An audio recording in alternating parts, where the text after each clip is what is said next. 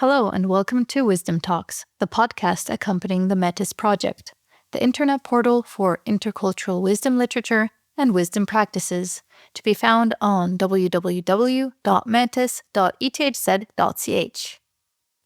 One of the key figures of the Enlightenment was Königsberg-born philosopher Immanuel Kant. The influential thinker once spoke of his age as the true age of criticism to which everything must submit. His critiques are examinations of both the possibilities and limits of human thought. He argued that reason must critically examine not only religion, legislation, ethics, and the like, but also itself. His aim was to expose unfounded dogmas and free people from their self-imposed immaturity. Kantian criticism was a driving force behind enlightened thinking that was meant to improve society. But is all criticism necessarily wise? Is it, for example, possible or helpful to criticize radical or extreme political movements in a meaningful way, or might it be more appropriate to remain silent in certain situations? To discuss these questions and the connections between enlightenment, criticism, and politics, Willi Goetschel and Michael Hampe are here at the Metis studio. Willi Goetschel has already joined us for multiple Metis talks. He is professor of philosophy and German studies at the University of Toronto and has previously shared his knowledge about Heinrich Heine, Spinoza, and Michel de Montaigne with us. Michael Hampe is professor of philosophy at ETH Zurich and initiator of Metis. Happy listening! Thanks to Iliana for the introduction, and thanks to Willi Goetschel that he is here with us again to have a podcast on wisdom. And today we will talk about the relation between criticism and wisdom, political criticism and wisdom, enlightenment and wisdom. And a good introduction is perhaps a very famous saying from Boethius about what it means to be a philosopher. He said, if you would have stayed silent, you would have remained a philosopher, or in his original Latin, si taco esses philosophus mansisses. And that seems to suggest that you should not talk too much. If you want to be wise, you should not be involved in all chatter, in all quarrels that arise, but keep out of it. And a modern poet and thinker who seems to fall in the same line is Bertolt Brecht, in his famous poem To Those Who Follow Our Wake, about his way through fascism. And in this long poem you find the lines, I would gladly be wise. In the old books is written what wisdom is, to keep oneself out of the strife of the world. So Brecht believes that he cannot be wise in times of fascism in Germany, because he has to criticize cruelty, imperialism, and he has to engage with the enemy, and in order to engage with the enemy, he becomes hateful himself, and to be hateful means not to be wise. So my first question to Willi Goetschel is, are you agreeing with Boethius and Brecht that you cannot be a politically engaged person and be wise? Well, thank you first for having me here. This is a very difficult question, an interesting question. And it's a question that now I wonder, because talking to the time, how long this will be valid, but it's a question that for the last half year, I think many of us are posing for themselves daily. Does it make sense to comment on what's going on in the public or not? Or will it just fuel more of the passions or not? And so I think it's a question that eventually maybe not of wisdom, but of life wisdom in that way, that one has to make a decision in each particular moment when one has to speak up and when not. And it's the question of the bystander, of course. And we see, of course, how this is played out right now in the United States on a very daily basis, where you see constantly people trying to act, respond, and does it make sense? Do they jeopardize themselves more? Where does it lead to? So in a way, I think Brecht's poet line, I understand, in a kind of mourning, that he says, well, I would like to be classically wise and I can't because wisdom doesn't allow us to apply it. And the same is with the Boethius sign too, like you seem to be wise if you're not saying anything. And I sometimes almost use it ironically, like the longer you don't open your mouth, the more you would be appearing to be wise. And it leads, I think, into the question of the distinction maybe of criticism and critique also, which can be a fine line. At which point do you say something and it's a question of intuition and also of judgment? But it's also an open-ended question because nobody knows ever what the effects will be. So you can only afterwards decide. So the only way to deal with it is probably, I think, for anybody, it has to be right for you. Sometimes it feels that not saying anything can be more efficient, but sometimes not. But again, there's no answer. There's this one thing we talked in a Montaigne podcast, which is a really interesting essay where Montaigne matches a situation with two possible outcomes, that if you would have resisted or you would not have resisted. And he gives then examples for both success and failure of the same, because you cannot say it. And so I think it's some of these moments where actually something like life wisdom is needed, because meaning that there's not a final answer exactly predictable, then it wouldn't be life wisdom, then it would just be like practical advice. But where nobody knows and it's a question of maybe experimenting or just figuring it out for the moment. And those are actually maybe the hardest situations in life.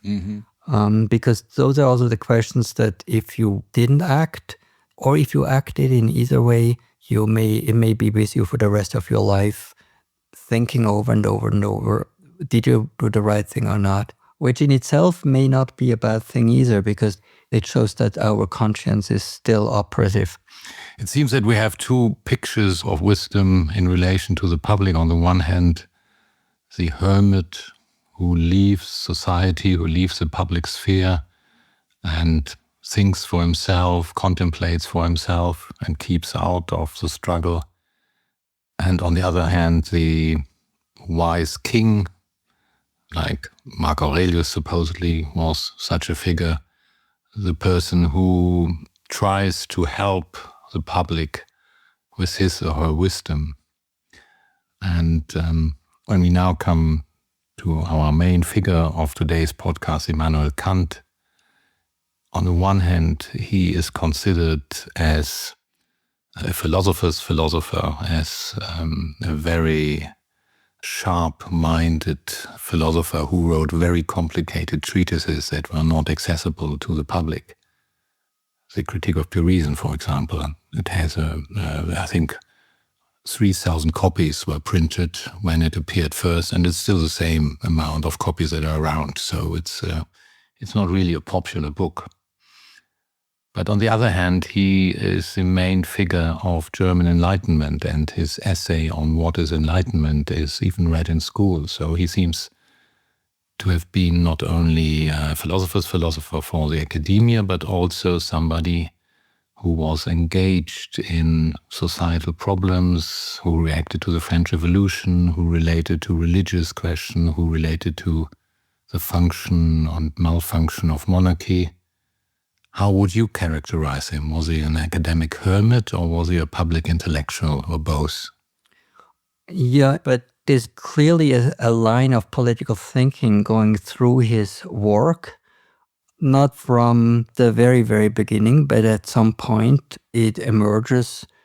And he could be outspoken when he didn't like the prisoners across the the street where he lived, to listen to this church edifying singing. He complained. And he also knew when to be quiet, There's a famous moment when he's interdicted to lecture or publish, and he submits, and after the death of the king, he resumes business as usual. So he is very carefully thinking about it, and actually the essay of What is Enlightenment is precisely a discussion, as the critique itself of pure reason itself as well, of what is the public use of reason, what is the public sphere. So that is very close to his thinking. And we could even say he's in that way one of the first philosophers who starts becoming a philosopher in combination with reflecting on political thinking. And for him, in that way, Rousseau was very crucial.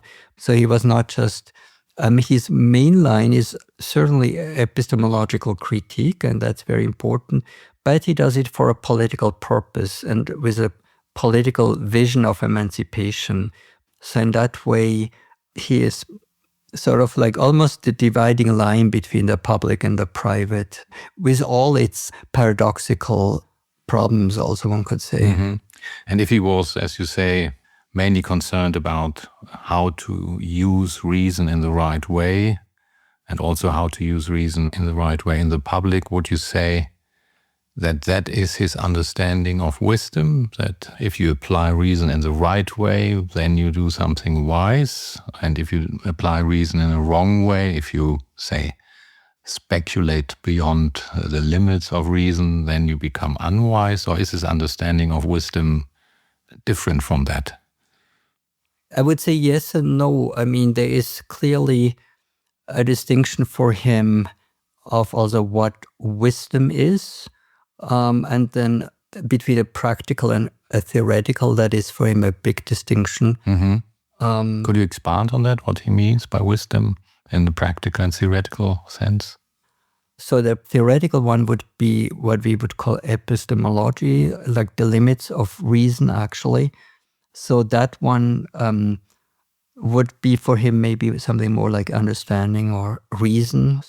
And then there would be the one of practical reason, like the determination of the higher values of the purpose of life, things like that. And they're interconnected, but they're also, you cannot short circuit them. So I think that is the interesting way how he deals with it. So there's theoretically a meta level, but not achievable for us in a way. We have to decide for a practical or a theoretical level. But through life or through judgment for him, we have to bring them together. And so in that way for him, judgment is actually what I would say we could call wisdom, because he has a nice footnote in the first critique, in the Critique of Pure Reason, where he says how academics or philosophers, very wise people, can be idiotic. They know a lot of things, but the question is how to apply the judgment, like how to connect the universal with the particular. And that is a moment of judgment. And that moment of judgment, that's a moment where imagination and creativity comes in. And he says it's a so-called black box. He calls it the Mutterwitz. It's this one moment of creativity, or in Derrida's word, it would be like play, where there's play. You cannot determine it. And that brings the two together. And that's where wisdom is then achieved. Mm-hmm. Wise figures are often described as teachers, that the wise person teaches the unwise person. What is Kant's relation to the teachability of judgment? Can you be taught to be skillful in connecting the universal and the particular, or are you born with this ability? Yeah, first of all, for him, and that's a very liberating idea, is that they're not experts in judgments. You can't do that. And so he talks about that, in the Critique of Pure Reason, that can you learn philosophy? And he says you can learn philosophy in terms of you can learn dogmatic opinions or things, but the point is to learn how to philosophize, and that you can learn how to do it in a way, but the contents, the actual movements, you have to instantiate each time. And he has a nice image there. He says it's like gypsum. It's like you cannot just like print new philosophers or mass produce them. It's the work of each individual to have to become that. And that is also his basic distinction of what is of his pedagogy, that you have to do the work yourself of, we could say now, the dirty word, critical thinking. You have to do it yourself. Yes. But if you have to do it yourself, if it's an individual job, what or how does enlightenment then work? Because you think that Kant, as a sort of public intellectual, steps out of the academia and now he teaches the public. Perhaps that's the wrong description, and you can correct me if I'm wrong about it. He says something to the public that is not just scientific education. He doesn't teach them Newtonian physics or geography.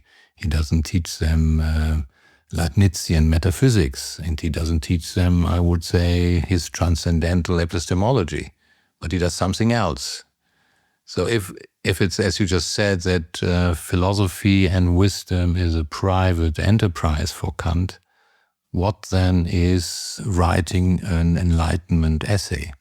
What does it mean to enlighten the public? It seems that it means something different from Plato believing that the philosopher king says what should be done in the city-state. Right, exactly. And so if we go back to that Enlightenment essay, what does it mean to enlighten?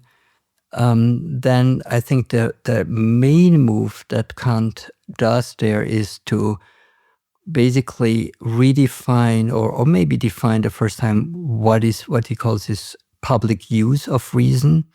So it's not a private use, as you just made clear, which would be technically a use within the university where you're hired to promulgate for a particular truth, at least at that point. You could not freely say what you were thinking. You had to transfer knowledge content. So his model is that on publishing, it sounds a little obsolete today, but I think if one reframes it, it becomes easy, like that you write first, or you open a public sphere in which you as a writer or you as a content creator, as one would say today, creates not the content, that's the interesting part for Kant, but a discourse. You create a sphere in which people then can think. And so for him, very early on, the reception of the audience becomes very clear. So that public sphere is constituted by everybody together, so nobody controls it. And so if you think it through critically, Kant basically says something to the effect that there is no such thing yet. It has to be created. And if in the post-Enlightenment era in which we think we are, we think that Kant's public sphere and the public reason doesn't work, we need to remind people that we never had exactly actually that kind of public sphere, because we have networks, we have the internet would have been at some point a possibility like that, but right now it's like controlled by individuals. It's fragmented again. But the idea being that if we have that public sphere, then there would be something like reasoning happening. And the reasoning would be the give and take, basically open public discussion. And that together would create something like a discourse, a discussion. And that is what Kant's ambition is of the critique of pure reason, where the voice of everybody would become part of here. It sounds weird, but he actually has these lines in the critique that's what the universal reason is the reason actually of everybody. Whether that is easily to imagine is another question, but you cannot reduce it with Kant, if you want to be true to Kant, to a flat universalism. It's a very thick concept at that point. So we have, if I understand you rightly, we have in the historical situation in which Kant does his Enlightenment jobs, we have two spheres, and he wants a third sphere to arise, and he is sort of coach who says create a third sphere, and the first sphere is a private sphere where you have your life problems, relations, death, illness, whatever. Then you have a professional sphere where you operate as an academic, as a priest, as a judge, and you can say only certain things in this professional role. And a third sphere, which we now take for granted, does not exist yet. That is neither a private sphere nor a professional sphere, but what you just called a public sphere. And you can step out of your professional role and you can step out of your private role as a family father or a mother and say something in this public sphere. And if everybody has a saying in this public sphere, then something like reasoning happens. Is that the right description? Right, yeah. No, I think that's exactly how Kant imagined it. And it is an interesting description of actually how a civil society would work, precisely, that there would be this commonality of the larger civil concerns. So there wouldn't be only political, only economic, but there would be basically the larger social connection in which like the private and the professional would play their role, but they would not dictate the roles. I think that's something that he's trying to develop here, yes. Yeah, and it seems to me, but you have to correct me if you think that I'm wrong, that our present situation is different from that because in social media, the private sphere is swallowing up the public sphere in Instagram and in just uttering your private opinions on X or Twitter. And on the other hand, in the political part of the public sphere, the expertise of scientists, of financial analysts becomes more and more important, so that the neutrality of the public sphere, that it is neutral against the professional sphere and it's neutral against the private sphere, is threatened at the present moment. Is that right? Right, yeah, no, I think that's a helpful description also to see where critique then comes in. So critique would go beyond the issues of self-interest, and it would also go beyond the limits of expertise, because the expertise tells us only what Kant calls at some point technological reason or technical reason, the if-then, how things actually interplay out. But the question is like, what do we want? And what do we want not as individuals, but what do we want together as society? And so for that question and that scrutinizing of that issue, you need a different kind of method. And that's where, and it wouldn't be criticism in the banal sense of just like, I don't like it or it's bad, but it would be the kind of critique that would look at the conditions of the possibility of the claims and would show whether the claims themselves fall short or not, and how they could be reformed or changed to actually work. And so that pushes us to a different level of thinking, where we then don't have to give up our subjective interests, but we can then mediate them objectively in a way that they're not just statements and claims, but they can actually be sort of reckoned with in terms of their validity. But one would usually say that what you just described as criticism in the public sphere, that you do not just throw opinions at each other, but that you ask yourself, is this statement justified and are the grounds given convincing and so on, that this is argumentative validity, that this is clear reasoning, but it need not necessarily be connected to wisdom. So would you say that when Kant wants such a public sphere to be open, that wisdom plays only the role of keeping expertise, private interest, and public interest apart from each other, so that the idea of having these three spheres is a wise thing, or that you need wisdom in the public sphere as well.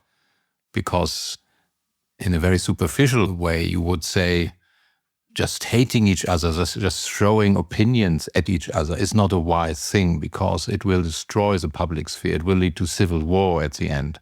To take an argumentative stance itself is wise, because it keeps the public sphere calm, you might say. It keeps the public sphere alive without collapsing into war. So could you say a little bit more if wisdom is just a meta principle in dividing these three spheres, or does it play a special role in each sphere, so that you have a wise private sphere, a wise professional sphere, and a wise public sphere? Or is wisdom entirely different from these spheres? I think a little bit both. I think the wisdom as such is like not found in the technical philosophical realm for Kant. And I can talk to that for a moment. But then also there needs to be a certain moment of wisdom. But then it's not abstract wisdom, it's like very specific content-related wisdom, like the wisdom of this, how to run a state, the wisdom how to run the public sphere. So I think the way I think Kant, how he thinks that is that critique, like the project of critique, which is for him identical with enlightenment or what philosophy as technical practice should do, is a sort of a machine to measure things, to take judgment whether this particular argument can deliver on its own strength. And so that would be sort of a yes or no answer, and it could be, and of course how to handle it requires a certain kind of wisdom. And but then there is another thing for him, and that brings us back to this idea of the judgment, that so critique is like an epistemological procedure in many ways, whereas wisdom then that has to pass for him, like everything has to pass through the scrutiny of critique. But then how to build things, critique itself cannot say. That's when we need imagination and we need empathy. And I think for Kant, maybe the most important level of a maxim, maybe we could call it, or a meta principle, if there is this famous idea that there's nothing good in the world if we don't have the use of the goodness of the heart. And he says that at some point in a late letter, he intimates to others that speculation in itself is no good if you don't have this Herzensgüte. And what he means is nothing emotional only, but something what we maybe would call today emotional intelligence. This idea of that we, or what Hannah Arendt would say, the ability to empathize with the other. This idea that we need to be able to reflect carefully about the values, about what's important. So in that sense, critique too has no meaning in and of itself if we cannot have the humanity, basically. And so I think this idea being basically that if we can, like while we need to think in order to be humans, we also need the imaginative, the creative moment in order to think. And they sort of, it's almost like a balancing system. They sort of need each other. Mm-hmm. And to me, that's very understandable, this idea that you need, that the heart has to be involved, that judgment is something that is not just an intellectual procedure, but also an imaginative and emotional job. I can understand that in relation to the private sphere and to private morals. Mm-hmm. But how can you apply that, if you should apply that, to the public sphere. And perhaps we can look at two concrete examples, one at Kant times and one at our times. And it seems that in Kant times, the French Revolution was a very important event in Europe. And the question was, how do you react to it, especially after the guillotine was working? Many people who thought the French Revolution is a good thing thought, well, what's happening now? They're going berserk. And today we are in a different situation. We have the rise of authoritarianism in the United States and in other places. And many of us have difficulties to react to it. What is the right judgment in relation to the French Revolution after Robespierre or to the US after Trump? Right. I mean, Kant doesn't say much about the revolution, but he was thinking a lot about it.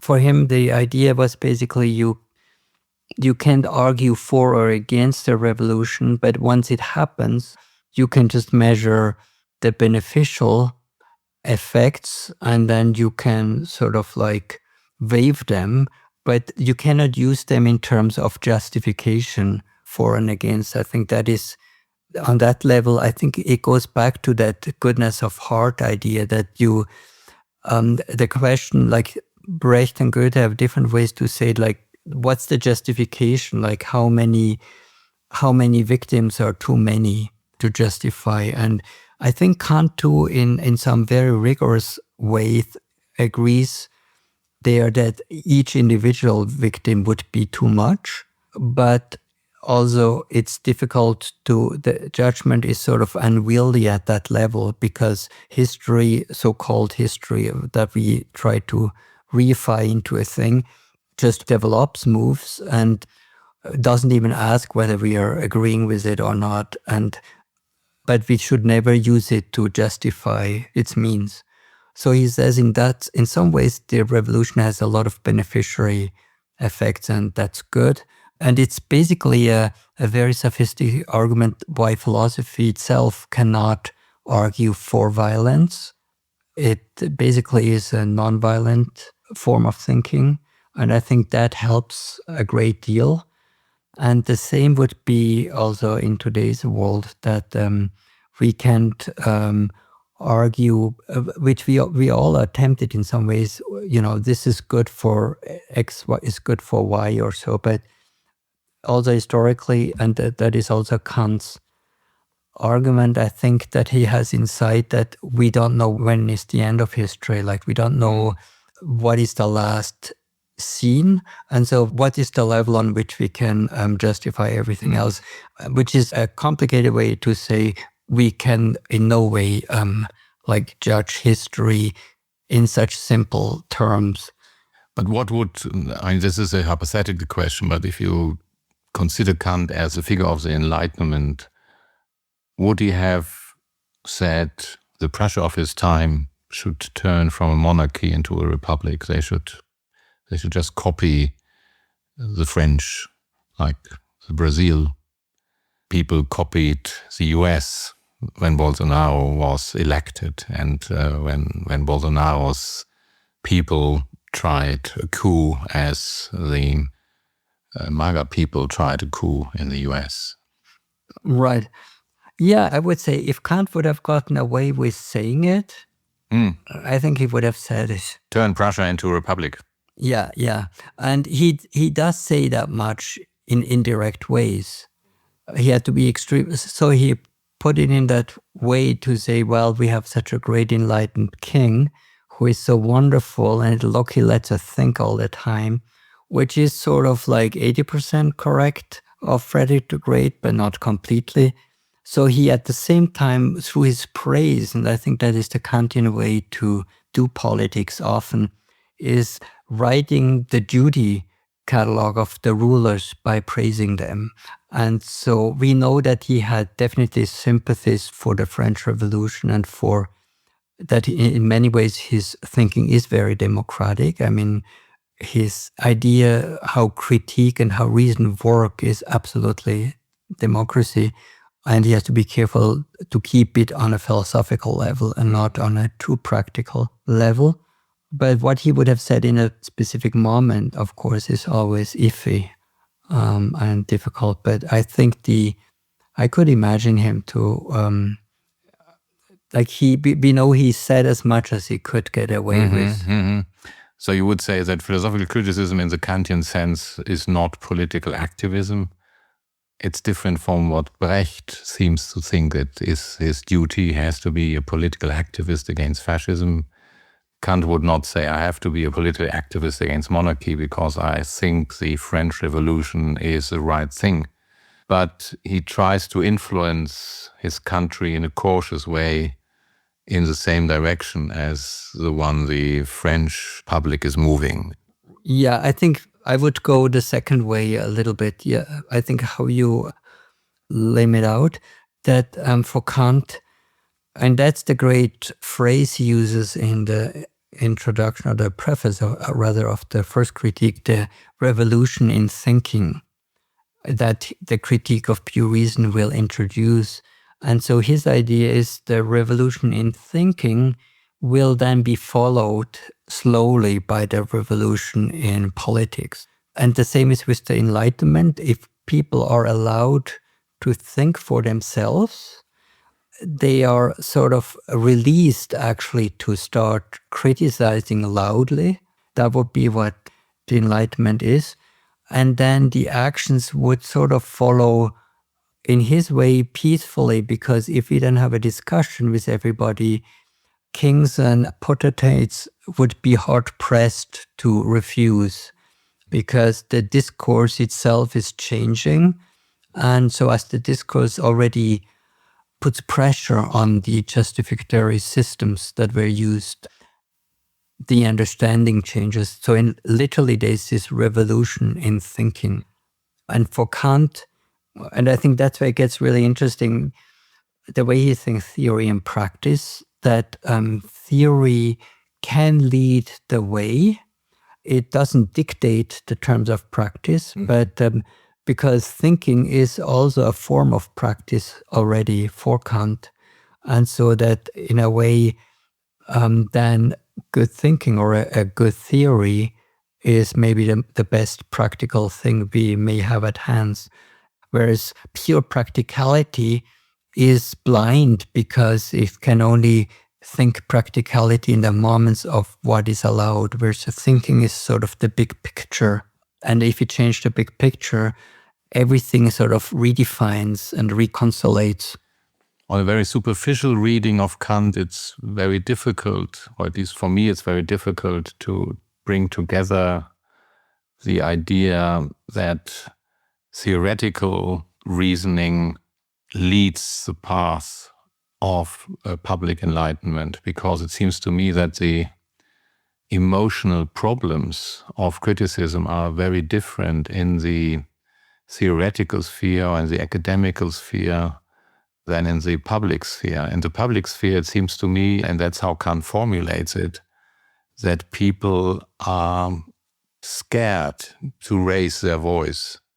That's why he says, habe mutig deines Verstandes zu bedienen. Be brave enough to use your own understanding, your own mind. So in the public sphere, he is the coach who says, don't be scared, raise your voice. Whereas in the theoretical sphere, it seems that he is confronted with speculations about the beginning and the end of the world, about the existence of God. And he seems to say, philosophers were not cautious enough. They were too brave, so to say. They were sailing out onto the open sea where they could not orientate themselves anymore. And then they came up with fancy ideas. And there he says to them, be cautious, check your claims.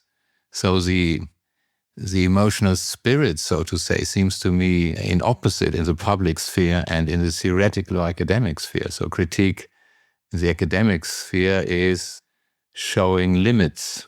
And the criticism in the public sphere seems to say, jump over barriers. I think this is the moment where it's helpful to compare Kant with Mendelssohn's essay on Enlightenment, or his approach. And Mendelssohn's actually is, interestingly, a few months published before Kant's. So Kant didn't know it. And Mendelssohn's essay does exactly speak to that concern, which is that for Kant, enlightenment and critique are purely theoretical practices or exercises, and therefore emancipation, which is it shows up as the exit from infancy, like the Unmündigkeit, which is technically actually in Kant the emancipation, but he means only an intellectual emancipation, as if that would take care of things. Whereas for Mendelssohn, who as a technically tolerated Jew was not on the same level than Kant, neither one was a citizen, they were all Kant was a subject, Mendelssohn was not even a subject. Mendelssohn argues that enlightenment is precisely the problem of enlightenment. It's only concerned with theory, with the theoretical aspects. And he says the other thing that's missing there is culture. And culture and enlightenment only together produce what he calls Bildung, formation. And I think it's interesting that for Mendelssohn, he theorizes enlightenment only as a supplement, not as the full whole thing yet. And I think the reason for that is that he and a Jewish identity, for instance, but also other identities, whether they be women, whether they be other people of different religions, other citizens or other subjects, how do they fit this kind of enlightenment project? And that is precisely where, as long as we are involved in the intellectual pursuit of things, we all basically are only like with half of our brain involved or half of our lives. And it's much easier. But how do we do that thing when we go home and when we live in the public sphere? And that's what Mendelssohn would address. And I think that is exactly what you were pointing to, that Kant doesn't fully cover it or he doesn't fully address it. And the strength in Kant is that he knows often where his limits are. So he wouldn't claim that this is a panacea where everything is going to be resolved. But it is important in a way that while we realize how strong and promising the concept of critique can be, that it does need, and that's what I tried to also express with this idea of the imagination, the passion. These things have to be somehow coming into the picture as well. Yeah, I understand that you need a cultural and educational project in order to get this enlightenment working. But I want to come back to this emotional problem, that it's very understandable to say it's unwise to behave like a child although you are grown up. It's unwise to, after your parents are gone, to look for people who say to you what to think. So the essay on what is enlightenment is trying to put grown-up people into the public sphere and to free them from their fearfulness. Whereas the critique in the theoretical realm relates to professors who believe that everything they say is right, so they can speculate about anything, and if they produce their speculation in the lecture hall, they believe they are right. So there Kant says, don't be too audacious, don't overestimate your intellectual capabilities. So he goes into different emotional directions in his critique, in the non-academic sphere and in the academic sphere, no, doesn't he? Right. Well, also, in a way, Kant there are two projects for him. One is, you could put it that way, the critique of pure reason is very difficult, as you mentioned earlier, to read. It's only written for his colleagues. And it's written to tell his colleagues, as you say, that they don't know anything. So it's the critique is basically to show they know any claims of metaphysics, any claims of speculations are nil. So this is basically in that way telling them, as you say, shut up, you have no claims. And the complement to that is, in a way, to say, but because of that, there's no expertise or no esoteric knowledge reserved to those that have power. And the famous phrase is like, there should be no exemption of altar and throne to critique. And the academics, who are the servants, of course, of both institutions, have no extra weapons. So in that way, that is off the table. And then it seems to be okay to say, but the others should, but now, or as public reasoners, when we speak as philosophers, not as philosophers, but as public reasoners, we talk in a different register and without authority. And without authority, you should then start to have your thought experiments. And because everything is equal in that way, and there's no higher opinion. But then that should also follow the rule of critique in terms of it has to submit to the discourse of civility, of the discourse that you don't shut up the other person, but that it's going to be a dialogue in which the other person is included rather than excluded. So I think that is what is happening. But I agree with you that one problem that Kant, it's not in his picture, which is like passions. Like he is not a philosopher of the passions. They interestingly, they don't exist or they don't seem to be a problem. And they are not a problem in his Prussia Enlightenment because emotions are out of, they're sanitized away. But that's a big weakness, of course, for today, where it seems like the public, like all the social media are basically echo chambers of private opinions. And so there's no resource, I would say, that Kantian theory has other than it's wrong. But that doesn't help us. Like if we go and tell all these crazy dictators, yeah, you're wrong, we are told we are in a post-truth period or era. And so we are actually already annihilated because it's not about truth. And that is, I think that is one problem, that critique in that way is built or modeled after the court, after a legal system. And the same is true in a legal system. You can only argue, so to speak, in a discourse of reason. And if the reason is no longer there, shared by the other party, the discourse falls apart.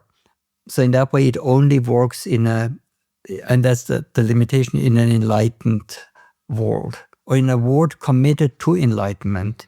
And if there's no more commitment to enlightenment, Kant doesn't give us a resource. That is a problem, yeah. Yeah, the constellation is probably very different today from the constellation we have in Kant's time, as you just described it. You have a connection of, say, the intellectual elite who speculates about God and the theological legitimation of political power, say, and that supports a system we would now call repressive, unenlightened. And Kant criticizes the speculations that could be used politically and thereby supports a public that raises its own voice against a political and perhaps academical elite. And now we have a public that is very critical and that believes, in a sense, the same connection between an academic elite and a political elite is there, and is now criticizing with conspiracy theories scientifically valid insights. So it seems what has happened from Kant to our times is what Bruno Latour described as the acid of critique has destroyed the container in which it was kept. So Enlightenment has destroyed itself, so to say. The critique has gone wild. And because these conspiracy theories are not justified by good arguments, so Kant would not say these conspiracy theories are a product of enlightenment or a product of a public that has grown up, but most of us would describe them as childish. And so what has happened from Kant times to our times, that critique has run wild? Many intellectuals say it has something to do with the change of the public sphere, that the public sphere is working in a different way, that at Kant times it was mainly operating on journals that were fact-checking and so on, and now you have the social media where no fact-checking is going on, and therefore critique had become a different thing than in Kant times. But is that the only thing? Perhaps something else happened. Perhaps the non-intellectuals have become too audacious as well. At Kant times, the professors were too audacious, were speculating. Now, all private people are speculating at X or at Instagram about esoteric things. It's a good question how basically also I think what I hear is what we do today, how do we actually even theorize where we stand today? And my approach would be that the question is one also of how do we read continuity and discontinuity here? So is the critique of those conspiracy theories actually a critique, or do they just parade as critique something completely different? And the question is then, are they intellectuals or are they just hijacking the role of an intellectual? Mm-hmm. I mean, you can think of interesting people in that as a problem, interesting like Stephen Bannon, are they intellectuals or not? Mm-hmm. Mm-hmm. And so for Kant, when he talks about the Gelehrte who uses public reason, he thinks what we would imagine today is the modern intellectual. And the modern intellectual in that way is a very different genealogy of what this self-appointed influencer. It's sort of a wall of influencers that have the advantage, they just say what comes to their mind. You can psychoanalytically explain it. It actually follows very closely Adorno's analysis of how fascism works, that the demagogues have the advantage that they just mirror their unconscious and spout it back onto the public. And that's why they can endlessly talk and theorize. It's a very interesting phenomenon right now, like how people seem to be intellectually alert and know a lot of things, and it's at utter crap almost, as one should. I don't know how to describe it differently. That's excreted out of their mind with complete irresponsible ways. It makes Nietzsche a highly sophisticated, limited thinker in terms of like spouting up ideas that are totally dangerously out of mind. And so, is that a development of out of something else, or were these people always around and now all of a sudden they have the microphone and they can speak? And I don't know, the verdict is not out. It depends also. The question is also like, how will this be like a moment of craziness and we can go back to something more reasonable in a few years, or will we no longer be able to even communicate normally because the world has gone bonkers? And I think that poses a real question. And so it's this mimicking of like a pseudo-intellectual. It's sort of like the pathology of madness, basically, that like psychotically poses as a rationality. Mm-hmm. So you would go so far that what is happening in the public sphere nowadays is not just people being too audacious, crossing the limits of reason, like Leibnizian metaphysics in Kant's view, but that some madness is going on, something very different from classical speculation. It's either madness or very conscious manipulation. And that's the problem, because once you're in the post-truth moment, like even before, the truth was always a criterion. And maybe it's, as Nietzsche correctly said, it's maybe a problem, it's over-exaggerated, it's overvalued, but it was a measurement. And for Kant even, that's another important thing, is the question of lying. Once truth is no longer important, like basically language breaks down. And I think that is one of the problems that we actually have now, that nothing matters. And it will be interesting to see how that develops, because I think it's basically not sustainable. And in that way, sustainability is actually a great criteria, because if you can't sustain that discourse, then there's no discourse. But that's, of course, the idea also, but with many of those interlocutors, or that they're not interested in sustainability, they're just interested in flooding the zone as it goes. And that means basically the end of it. And just a few moments ago, you said that Kant's criticism of the intellectual elite of his times, in a very rough way, says, you don't know anything. You're just speculating. Why is Kant then not a skeptic? Because he thinks he can show the limits of reason by good arguments. He's not Pyrrho. He's not saying humans don't know anything. It's anyway better to shut up and do your ordinary life and don't produce any theories. Kant believes that Newton's physics is okay, but the monadology is not okay. Right. So he draws a limit between justifiable theorizing and non-justifiable theorizing. But how is he doing that? What distinguishes his epistemological criticism from the epistemological criticism of the skeptics? It is this argument about the conditions of the possibilities, whether you can show a reasonable foundation of conditions on which you mount your argument. And in terms of, are they strong enough, not for absolute claims, but just for the claims that you make in this context? And then that would pass the muster. And otherwise, if you can't do that, then you have to revise and you have to limit down. So his whole metaphorics is the one, limit all the claims to what you actually can deliver. And so in that way, if it's pragmatically, if it's a regulative argument, even if it's something that is a working hypothesis, it's allowable. But if it's a dogmatic assumption, then it won't hold up. And so in that way, one of his keywords that he uses is that he is not a skeptical, but he's cetetic.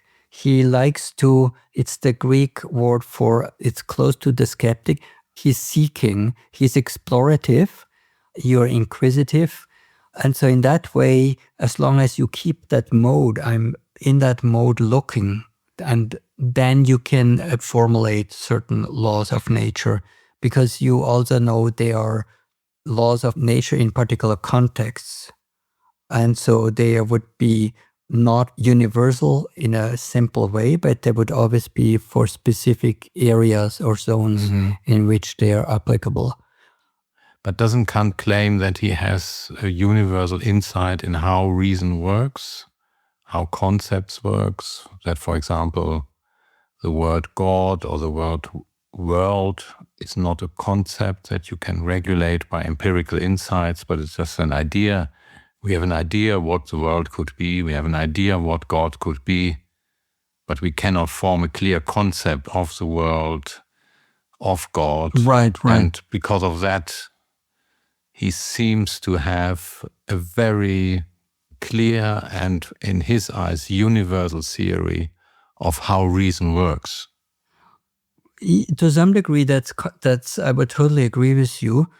But those concepts, or like these ideas, now concepts like God or immortality and so forth, they're not clearly operative. You can't turn them. You also, and he makes that clear, they are they have some kind of an intuitive aspect to it. So you cannot prove them. Like beauty, no? And beauty also, you can't prove them. They appear, you can theorize them, but you can't basically harness or instrumentalize them for particular arguments.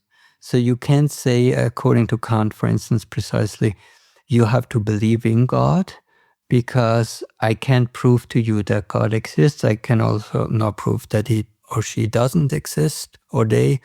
And that is true also with the immortality and infinity of the time. So it has a theory, but they all have this place in a way to make this operative. But it's sort of a loose universalism. It's not a binding universalism in that way. Yeah. But nowadays we seem to live in a relativistic world, especially because we got to know knowledge systems on different continents with different traditions, like Chinese Confucianism or Taoism, the Indian cosmologies, and so on. And we respect these traditions. And some people like Henri Böhm believe that we need a new universalism that should relate to Kant in some sense, because this relativism has become dangerous. It is used, for example, by Russian intellectuals by saying, well, the Russian soul is different from the Western soul, and what is reasonable for Russian people is different for what is reasonable for Western people. And they intellectuals like Alexander Dugin in Russia refer to Wittgenstein. The form of life in Russia is different to the form of life in the United States. And it's an imperialism to say that the same arguments, the same ethics should be valid in Russia and that is valid in the United States or in Europe. And perhaps Henri Böhm is right that this kind of relativism is very dangerous. But is Kant a useful universalism to repair or to keep us out of the dangers of this relativism? Because you said it's a very cautious universalism. Yeah. Okay. Yeah, I think for Kant, another concept would be the concept of humanity, which goes again with this goodness of the heart idea that humanity is in some way for him defined in an open sense, so that in a way we are not completely different life forms. So it would be a question maybe even of judgments, like how do you, or you could argue, like even with Wittgenstein in that context, like did Wittgenstein mean like those are different life forms to that degree that they suspend like moral and ethical familiarities or affinities? And for Kant, the concept is that, similar to Herder, but I think more carefully, that we as humans do build a united humanity. And that, I think, would strengthen that loose universalism in Kant, or make or define it as one where you cannot just say, well, these people think that and those people think that. Or you have to recalibrate it and ask then, so who is the authority who defines what Russian people, for instance, think or how they are? And wouldn't that be all of them together in one? And we would be back to the idea of the choir of reason, in which everybody individually would be part of it. So you would all need like one Russian who would say, well, no, I'm not a different life form than people in the West. I have this and that and the other. And it would sort of like break apart those sort of like particular forms of universalism. So I think there would be ways how one can deal with it. And Kant's corrective would be definitely that his idea of a perpetual peace, that if we are not able to form together a humanity, and that is the question we have right now, in which we try to get along in a way with maximum individual freedom maybe, but in a way that something like human rights is actually acceptable to everybody, although the question is how these human rights in specifics would be defined. So they couldn't be imposed from one part of the world to the other, but they would have to come from the bottom up. I think that would be a universalism that would help to have a relationality in it, but not absolute relativity. And the relativity, the criterion that it's not would be like the conditions of meaning of life would have to be there. And the meaning of life for each in Kant would also be the ability to think for themselves. And if that is taken, then you don't have self-determination. And I think that, but it would be an extremely complicated, it would have to be very specific in each case how that works. So it wouldn't be an umbrella solution, but I think there would be sort of a structure in like how reasoning Kant works that way. So are you saying, that's my last question, that the idea of the human or the idea of humanity is not a definite idea in Kant, but that humanity is a project and that we do not know what humanity would be like and how humanity would reason if humanity would appear? You have this Wittgensteinian saying, if the lion would speak, we would not understand the lion because the life form of the lion is so different. And it's certainly wrong that we do not understand the Russians. We just need an interpreter if we do not know Russian, then we understand what the Russians are saying. So the difference between Russians and Canadians is different from the difference between lions and sparrows, say. They are not different kinds in the biological sense. But you just said it's a question if humanity will appear. So it seems that Kant does not fix how we will reason as a global community, or does he? I think the public use of reason would give us the parameters for it, in which we would have to, because I think the project of the Enlightenment is not so much about the speaking, but the listening also.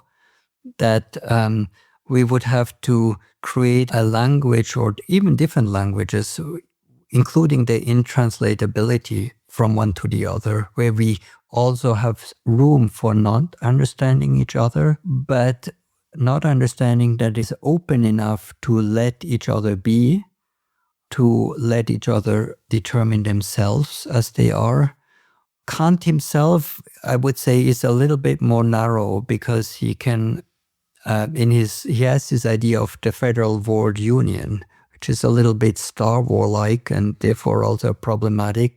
But I think there would be a Kantian reading that would be true also to the possibilities of a structure that would allow for that openness of individual national or state or cultural differences. Like the one important term for him there would be the respect to the other, the let the other, like the integrity, the dignity of the others. And I think that would allow for a thinking of difference and alterity in an open sense for the others, in sort of a revolutionary way for the 18th century. Because at the end of the day, he is not Mendelssohn, for instance, but he's somebody who has also a big respect for Mendelssohn, for other forms of thinking, and is very keen of, for instance, knowing what somebody like Mendelssohn thinks of his critique of pure reason. So for him, that is a sign of that he doesn't just think it's correct and he's the truth, but the truth is produced by the agreement, by the, you could call it by the consensus, the coming together of those different aspects.